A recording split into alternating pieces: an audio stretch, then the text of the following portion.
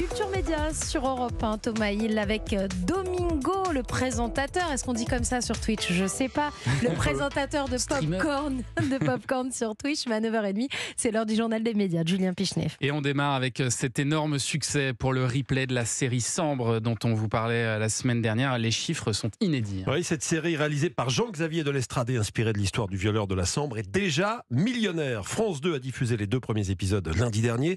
3 500 000 personnes l'avaient alors suivi. Et depuis, la plateforme France TV a enregistré 1 million de vues en replay. Il s'agit, selon France Télévisions, du meilleur démarrage de l'histoire de la plateforme.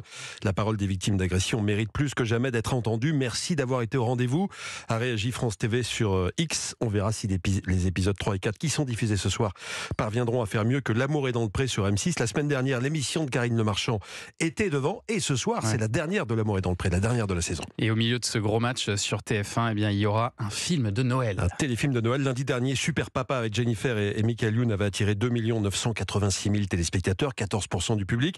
Celui-ci fera-t-il mieux? Le titre, Noël et plus si affinité, avec Lannick Gautry, habituée au succès d'audience, Lannick Gautry et Hélène de Fougerolles, dont c'est le tout premier téléfilm de Noël. C'est vrai que moi, c'est la première fois qu'on m'en propose un et c'était assez évident. Se retrouver avec Lannick Gautry, qui est quand même un très bon acteur, et puis surtout sous la caméra de Gilles Paquet-Brenner, qui a fait beaucoup de cinéma aussi. Et voilà, après, on fait ce qu'on vend, dans le sens où c'est vraiment des comédies romantiques, simples, mais qui parlent à tout le monde, et puis qu'on a envie de regarder au chaud, chez soi, et réconforté par un film avec des jolies lumières et des belles intentions.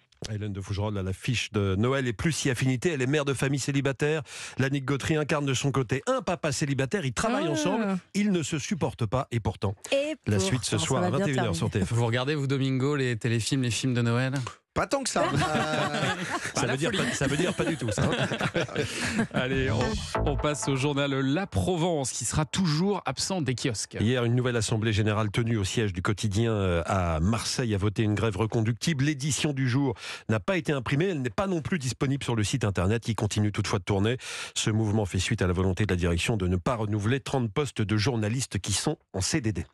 Et puis toujours dans l'actualité des médias ce matin, l'animateur Sébastien Coé porte plainte pour harcèlement. Il y a un mois, un compte X suivi par 150 000 personnes avait posté des captures d'écran d'une conversation WhatsApp. Celle-ci était présentée comme ayant eu lieu entre Coé et une jeune femme mineure au moment des faits. Problème, les messages sont à caractère sexuel. Ce week-end, l'animateur vedette d'Énergie, âgé de 51 ans, a démenti. Ces allégations sont totalement fausses, assure-t-il. Il a porté plainte pour harcèlement d'une personne au moyen d'un service de communication publique en ligne. Une enquête a été ouverte. Vous aviez entendu parler de ces histoires, vous, quand vous travailliez à Énergie à l'époque? Pas du tout. Domingo, pas du tout. Hein. Le dimanche, en plus, moi, je connaissais pas trop l'équipe, etc. Ouais. Je venais, il n'y avait pas grand monde. Dimanche soir, plus grand monde dans les bureaux, ouais. On continue à parler de radio avec l'émission dominicale de France Inter qui a créé la polémique et qui n'a pas eu lieu hier. Sa présentatrice Charline Vanhoenacker a été arrêtée par son médecin, comme son chroniqueur Guillaume Meurice, qui avait qualifié le Premier ministre israélien Benjamin Netanyahou de nazi il y a 3 semaines. Charline a reçu des menaces de mort. La semaine dernière, l'émission avait pu reprendre, mais sans public, pour des raisons de sécurité. Au cours de cette émission, Guillaume Meurice n'avait pas présenté ses excuses, comme cela lui avait été conseillé. Et puis à un mois de la cérémonie, TF1 a présenté les 30 candidates de Miss France 2024 et le nouveau patron de la société. Oui, il y a du changement, Thomas.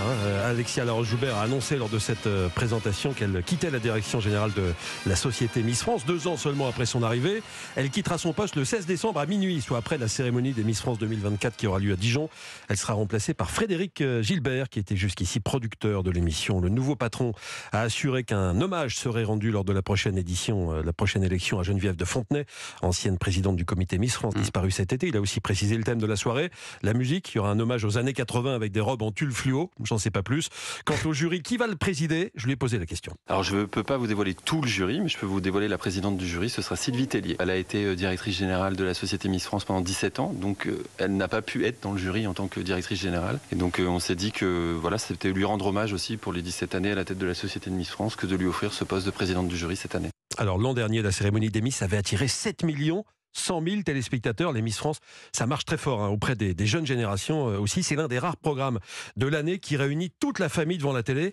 Jean-Pierre Foucault, qui va animer sa 29e cérémonie des Miss, a pu le constater. Oui, vous avez bien entendu, 29e. Ça fait à peu près 15 ans que vous me dites, vous et vos consoeurs, que c'est ma dernière. Donc ça fait 15 ans que c'est ma dernière, mais je suis toujours là et je suis très très heureux d'être là et de présenter le seul grand programme en direct encore à la télévision en 2023 et un des programmes qui génère le plus d'audience. Je n'ai jamais été autant sollicité dans la rue par des gamins, des gamines de 14-15 ans pour faire un selfie. Et je leur dis, mais vous me connaissez d'où? Parce que c'est vrai que je ne suis pas du tout de leur génération et la plupart d'entre eux me disent Miss France et je suis très content d'avoir ce public, ce nouveau public si vous voulez, qui me régénère quelque peu. Et c'est vrai que c'est le programme le plus regardé par les jeunes. Miss France, ça paraît étonnant quand on le dit comme ça, mais vous regardez vous aussi Domingo ou pas? Pas tant que ça, mais je vois qu'en effet c'est énormément commenté, etc. Tous les ans, ça suscite forcément beaucoup de bruit et Jean-Pierre qui se régale avec des selfies, ça fait plaisir. Les Miss France, on en reparlera évidemment en décembre dans Culture Média. Pour ceux qui sont impatients de voir les portraits des Miss, eh bien les portraits seront mis en ligne dès le 4 décembre sur MyTF1. Et puis, puisqu'on parle des Miss, un petit mot sur Diane Lair, qui a échoué à devenir Miss Univers ce week-end. Ouais, Miss France 2022 a fini hors du top 20. L'ancienne animatrice des matinales d'Europe 2 a reconnu qu'elle n'était pas au top de sa forme. Elle a eu un accident à l'œil à cause d'un nettoyant qui lui a causé une allergie. Ça m'a empêché de voir, a-t-elle dit. Et puis, je termine juste avec un petit mot sur un dimanche à la campagne. Vous savez, l'émission de Frédéric Lopez, qui a pulvérisé son record d'audience hier, avec 1,62 million de téléspectateurs, 15,7%. C'est le record historique du programme. Bravo à lui et à son équipe. Merci Julien pour ce journal des médias dont toutes les infos sont à retrouver dans notre newsletter média. Inscription gratuite sur europe1.fr.